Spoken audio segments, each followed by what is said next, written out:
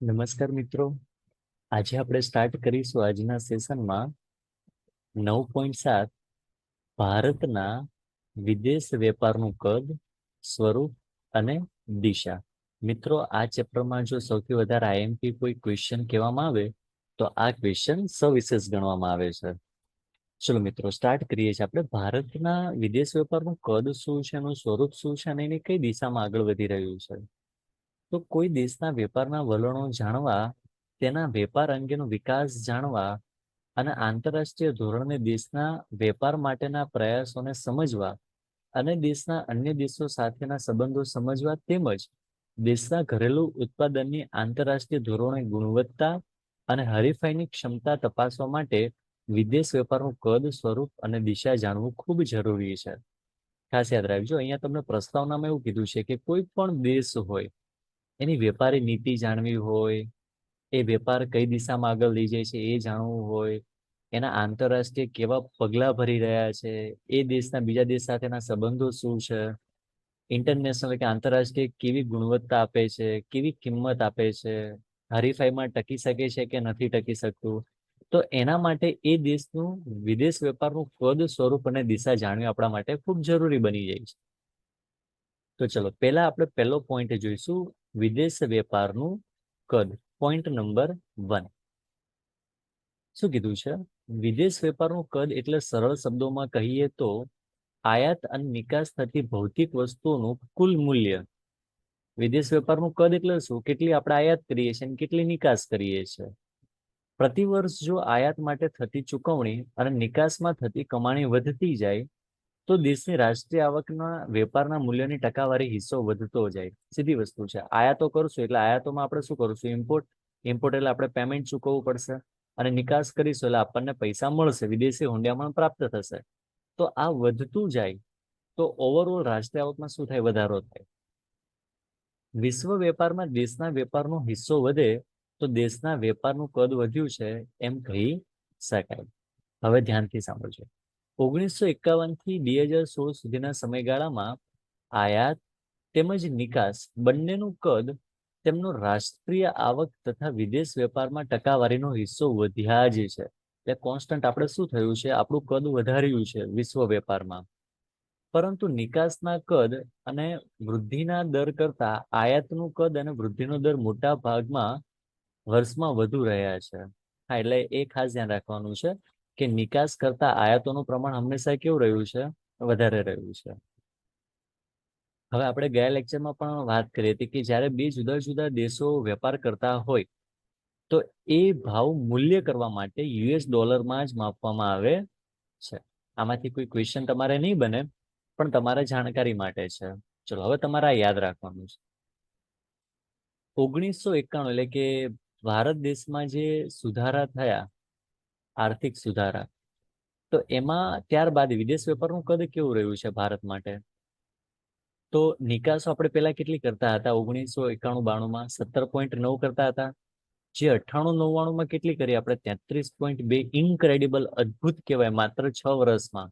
પણ એના કરતા ડેટા તમે જુઓ, 14-15માં છે 310.5% આપણે નિકાસ કરી છે. નિકાસનો મતલબ શું કર્યું છે? આપણે એક્સપોર્ટ કર્યું છે. ખૂબ સરસ. ચલો, હવે આયાતો જોવા જઈએ તો ઇમ્પોર્ટ કેટલું કર્યું છે? 91-92માં 19.4 હતું, જે વધીને કેટલું થયું? 42.4. 98-99માં જે ખૂબ જ પ્રમાણમાં વધી ગયું. 14 અને 15માં 448. એને કહેવાય આપણે ઇમ્પોર્ટ. હવે ફ્રેન્ડ્સ, તમને થાય કે સર આ બેમાંથી સૌથી સારું શું કહેવાય? તો સારું તો બંને કહેવાય. જો આપણે એક્સપોર્ટ કરીએ છીએ ને તો આપણને વિદેશી હુંડિયામણ પ્રાપ્ત થાય છે, તો દેશની રાષ્ટ્રીય આવક વધશે. અને ઇમ્પોર્ટ જો વધારે કરીશું ને તો ભારત દેશનો વિકાસ થઈ રહ્યો છે તેવું કહેવાશે. કારણ કે બધી વસ્તુ બહારની આવશે તો ભારત દેશના લોકોનું જીવન ધોરણમાં સુધારો જોવા મળશે. તો આ વસ્તુ છે. પણ ઓવરઓલ જોવા જઈએ ને તો આપણે એક્સપોર્ટ હંમેશા વધારે રાખવું જોઈએ. કેમ? ત્યાંથી આપણને આવક પ્રાપ્ત થાય છે. અને ઇમ્પોર્ટમાં આપણે શું કરીએ છીએ આયાતની અંદર? તો કે આયાતમાં આપણે ચૂકવણું કરવું પડતું હોય છે અને નિકાસમાં આપણને વિદેશી હુંડિયામણ પ્રાપ્ત થાય છે. તો ચલો, એકદમ સરસ ટેબલ યાદ રાખી લેવાનું છે અને બધું જ તમારે મિલિયન યુએસ ડોલરમાં છે, પર્સન્ટેજમાં નથી. મિલિયન યુએસ ડોલરમાં છે. એનો મતલબ કે 17.9 મિલિયન યુએસ ડોલર. 1 મિલિયન એટલે કેટલા થાય? ચલો, કેટલાને આવડે છે? શાબાશ, બધાને આવડતું જ હશે. 1 મિલિયન એટલે કેટલા થાય? 10 લાખ થાય. અને પાછું શેમાં છે? યુએસ ડોલરમાં. ખાસ યાદ રાખજો મિત્રો, ઘણી વખત પ્રોબ્લેમ થઈ જતી હોય છે કે આ આપેલા ડેટા છે ઇન જનરલી બધા પર્સન્ટેજમાં આપેલા, એટલે આપણા માઇન્ડસેટમાં એવું જોઈએ કે આ શું છે? પર્સન્ટેજ જ છે. પણ ખાસ ટેબલ તમે રીડ કરો ને, ઘણી વખત તમારાથી પણ ભૂલ થઈ જતી હોય છે. પણ તેમ છતાં ગમે ત્યારે રીડ કરો ત્યારે ઉપરનું હેડિંગ એકવાર તમારે વાંચી લેવાનું કે શેમાં આપેલો છે ડેટા? મિલિયન યુએસ ડોલરમાં આપેલું છે. ક્લિયર? ચલો, હવે તમને એ ટેબલ સમજાવ્યું છે કે સ્વતંત્રતા પછી શરૂઆતના વર્ષોમાં નીચા વિકાસને કારણે ભારતમાં વિકાસલક્ષી આયાતોનું કદ ખૂબ ઊંચું રહ્યું છે, જ્યારે નિકાસ કરવાની ક્ષમતા નીચી હોવાને કારણે નિકાસો નીચી રહી છે. આ બસ તમને ટેબલ આપેલું છે, ટેબલ તમને આવડે છે તો એના ઉપરથી તમે લખી શકો છો. 1900 પછી જેમ જેમ ભારતમાં વિકાસ વધતો ગયો તેમ તેમ મોટા ઉદ્યોગો ટકાવવા, નિભાવવા, ફેલાવવા માટેની આયાતો વધતી ગઈ છે ને. વિકાસ જેમ વધે, હવે વિકાસ વધારવો હશે તો હમણાં જ આપણે વાત કરી, જેટલું ઇમ્પોર્ટ વધારે કરશો એટલો દેશનો વિકાસ થશે, એવું સાબિત થશે. તો આ સમયગાળા દરમિયાન દેશમાં આવકમાં વધારો થતા દેશમાં માંગ વધતી ગઈ અને નિકાસનું પ્રમાણ ઓછું, ઉત્પાદન બચતા નિકાસનું પ્રમાણ કેવી રહી? નીચી રહી. નિકાસ એટલે શું? તો કે એક્સપોર્ટ. 1991 પછી નિકાસમાં સારા એવા પ્રમાણમાં વધારો થયો છે. હરીફાઈમાં ટકવા માટે ટેકનોલોજી, પેટ્રોલ વગેરેની આયાતો ઊંચી રહી, પરંતુ નિકાસમાં પણ સારા પ્રમાણમાં વધી છે. મિત્રો ખાસ યાદ રાખજો, આપણે પેટ્રોલ અને ટેકનોલોજીનું મેક્સિમમ આપણે ઇમ્પોર્ટ કરીએ છીએ, આયાત કરીએ છીએ, પરંતુ એની સામે નિકાસ પણ આપણે ઘણી બધી વસ્તુ કરી રહ્યા છીએ, જે ખૂબ સારી બાબત છે. હવે વિકાસલક્ષી આયાત એટલે શું? તો કે એવી વસ્તુ આયાત કરો છો તમે ભારત દેશમાં કે જેનાથી વિકાસ થાય છે. તેમાં કાચો માલ આવે, નિષ્ણાંતોની સલાહ આવે, મશીનો આવે. અને નિભાવ માટેની આયાત એટલે શું? જે જીવન જરૂરી વસ્તુ હોય, વીજળી છે, આંતરમાળખાકીય સુવિધા છે, કૌશલ્ય પ્રાપ્ત થતી આયાતો છે. તો ખાસ યાદ રાખજો, વિકાસલક્ષી આયાતો કોને કહેવાય અને નિભાવ આયાતો કોને કહેવાય. હવે ભારતમાં ગ્રોસ ડોમેસ્ટિક પ્રોડક્ટ, કાચી ગૃહ પેદાશો ટકાવારીમાં આપી છે. તો ભારતના વેપારનું જીડીપી કેટલું છે? તો વેપાર યુએસએ ડોલરના માપણીના આધારે આપેલું છે. 81 માં કેટલું છે? 12 ટકાવારી હિસ્સો છે. ચલો, 1991 માં કેટલા છે? 13.9. એકમાં કેટલા છે? 19 છે. 11 માં જીડીપી ખૂબ સારું વધ્યું હતું અને 14 માં પાછું ઘટી ગયું છે, 38.3%. ક્લિયર? ખાસ યાદ રાખજો, પર્સન્ટેજ આપેલા છે જીડીપી ઉપરથી કોઈ પણ દેશ છે એનો આર્થિક વિકાસ નક્કી થતો હોય છે. તો ચલો, આ તમને જીડીપી આપેલું છે. બસ અહીંયા તમને જે ડેટા આપેલા છે ને કે 81 માં 12 છે, તો અહીંયા તમારે યાદ રાખવાનું છે કે ભાઈ 1981 છે એ વર્ષ છે. અહીંયા એક્સ અક્ષ તમે લખી શકો છો, અહીંયા તમે વાય એક્સ લખી શકો છો, અહીંયા તમે ટકાવારી હિસ્સો લખી શકો છો. બસ લખી નાખો. 1981 માં કેટલું હતું? 12. અહીંયા લખી નાખ્યું 12. 1991 માં કેટલું હતું? 13.9, એટલે નિયર બાય વેલ્યુ તમે બતાવી શકો છો. 2001 માં કેટલું હતું? 19 હતું. 11 માં કેટલું છે? 41.8% અને 14 માં કેટલું છે? 38.3%.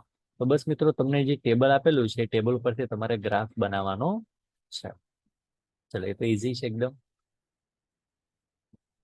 હવે બીજો પોઈન્ટ મહત્વનો છે, ભારતની આયાત અને નિકાસ થતી વસ્તુઓનું સ્વરૂપ શું છે? એમાં કઈ કઈ વસ્તુઓનો સમાવેશ થાય છે? કઈ વસ્તુ આપણે આયાત કરીએ છીએ, કઈ વસ્તુ આપણે નિકાસ કરીએ છીએ, બધી જ આપણે જોઈએ. ચલો, આ વિભાગમાં વિદેશ વેપાર સ્વરૂપનો અર્થ વેપારની રચના તરીકે લઈશું.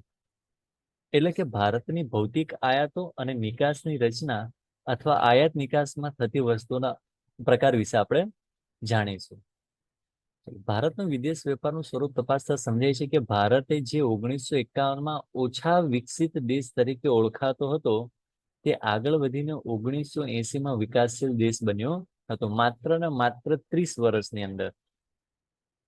અને 2000 પછી વિશ્વમાં ઝડપથી વિકસતા દેશ તરીકે ઉભરાતા અર્થતંત્ર તરીકે આપણી ઓળખ પામી છે. એનો મતલબ કે આપણે ક્યાંક ને ક્યાંક આયાત અને નિકાસ ઉપર ખૂબ સવિશેષ પ્રમાણે ધ્યાન આપી રહ્યા છીએ.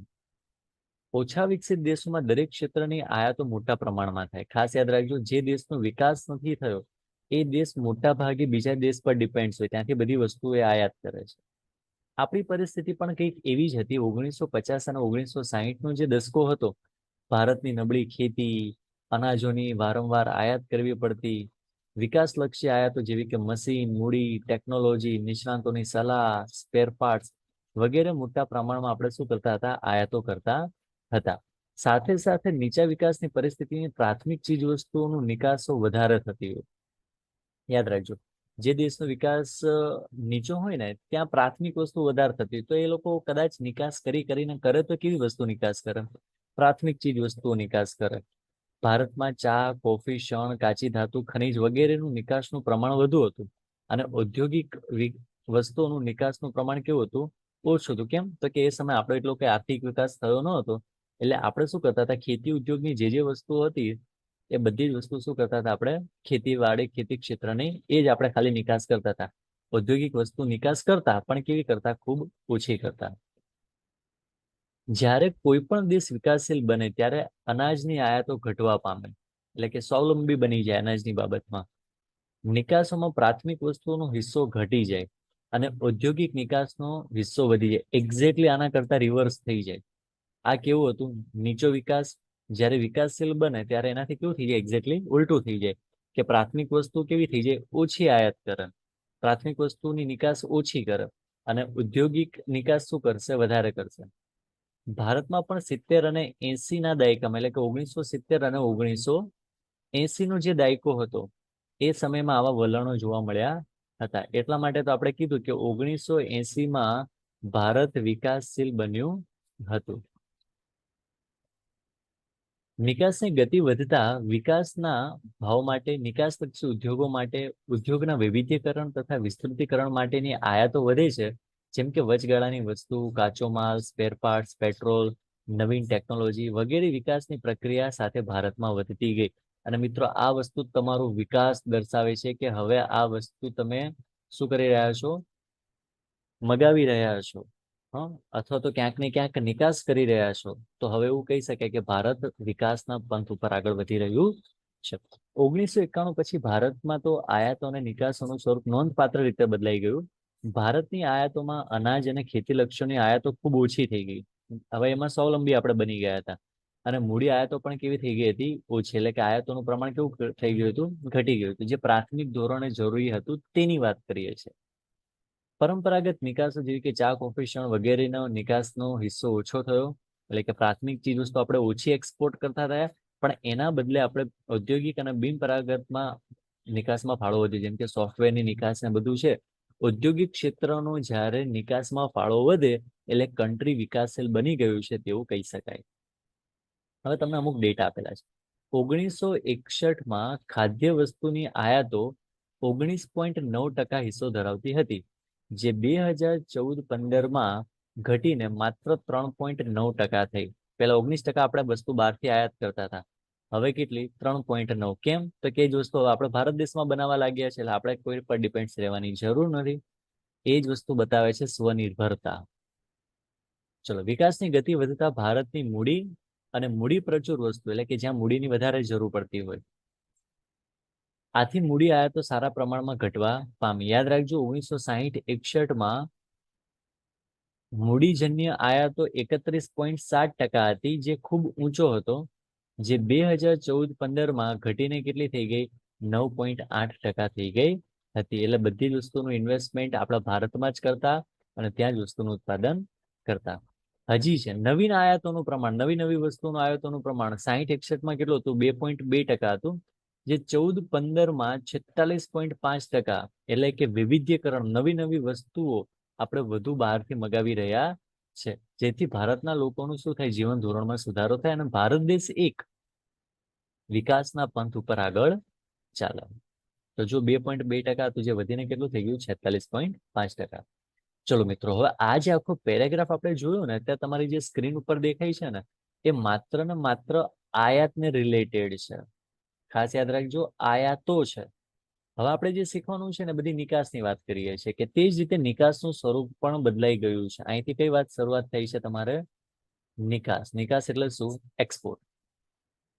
પ્રાથમિક ક્ષેત્રે 1960-61 માં કેટલું નિકાસ કરતા આપણે? 44.2, જે 14-15 માં ઘટીને કેટલું થઈ ગયું છે? 12.3. તમને થાય કે સર આ એક્સપોર્ટ ઘટ્યું તો આપણે નુકસાન ના થાય?